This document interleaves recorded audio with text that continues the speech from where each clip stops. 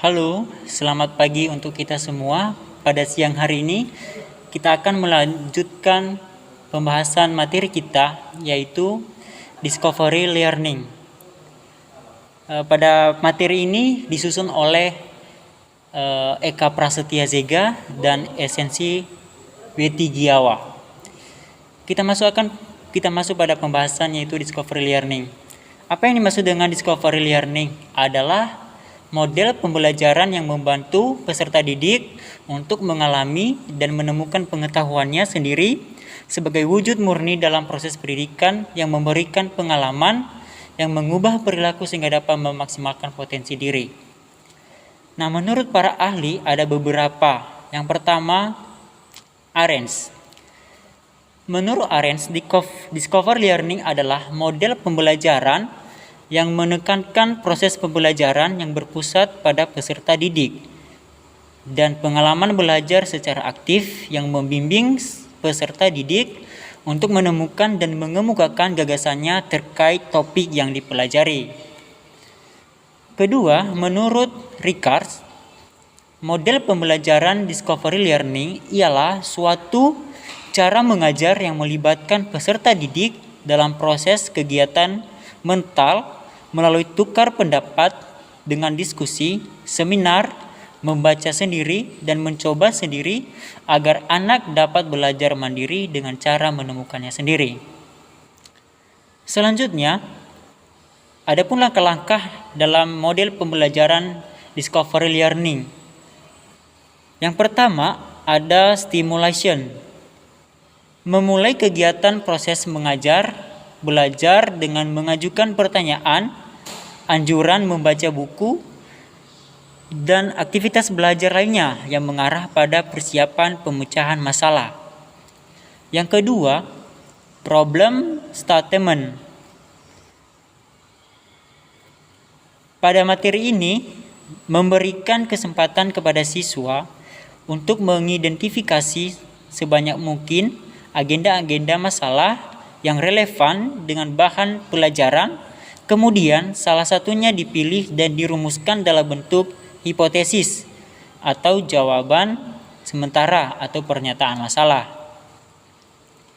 Selanjutnya, data collection atau pengumpulan data, yaitu memberikan kesempatan kepada para siswa untuk mengumpulkan informasi sebanyak-banyaknya yang relevan untuk membuktikan benar atau tidaknya hipotesis. Selanjutnya, data processing atau pengolahan data. Pengolahan data dan informasi yang telah diperoleh para siswa melalui wawancara, observasi, dan sebagainya lalu ditafsirkan ke dalam sebuah materi.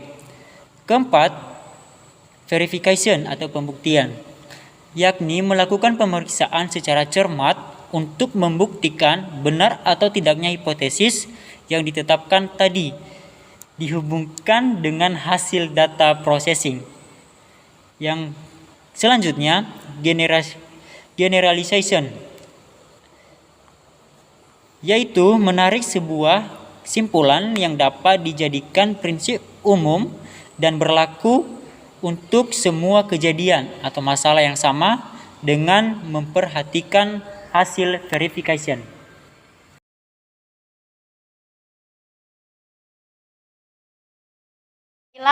Saya akan melanjutkan pembahasan kita mengenai tujuan Discovery Learning. 1. Dalam Discovery Learning, siswa memiliki kesempatan untuk terlibat secara aktif dalam pembelajaran. Kenyataan lapangan juga menunjukkan bahwa partisipasi banyak siswa dalam pembelajaran meningkat ketika model pembelajaran ini digunakan. Kedua, melalui pembelajaran dengan Discovery Learning, siswa belajar menemukan pola dalam situasi konkret maupun abstrak, dan juga siswa banyak meramalkan informasi tambahan yang diberikan. Berikutnya, siswa belajar merumuskan strategi tanya jawab yang tidak rancu dan menggunakan tanya jawab sebagai alat untuk memperoleh informasi yang bermanfaat dalam menemukan pengetahuan. Berikutnya, Pembelajaran dengan discovery learning membantu siswa membentuk cara kerja bersama yang efektif, saling membagi informasi, serta mendengar dan mengaplikasikan ide-ide orang lain. Berikutnya, terdapat beberapa fakta yang menunjukkan bahwa keterampilan-keterampilan, konsep-konsep, dan prinsip-prinsip yang dipelajari melalui discovery learning lebih bermakna. Keterampilan yang dipelajari dalam situasi belajar penemuan dalam beberapa kasus lebih mudah ditransfer untuk aktivitas baru dan diaplikasikan dalam situasi belajar yang baru pula. Ada pula ciri-ciri pembelajaran discovery learning, yaitu 1. Mengeksplorasi dan memecahkan masalah untuk menciptakan, menggabungkan, dan menggeneralisasi pengetahuan. Kedua, pembelajarannya berpusat pada siswa. Ketiga, kegiatan pembelajaran dilaksanakan untuk menggabungkan pengetahuan baru dan pengetahuan yang sudah mapan.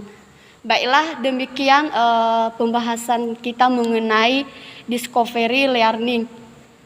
Sekian dan terima kasih.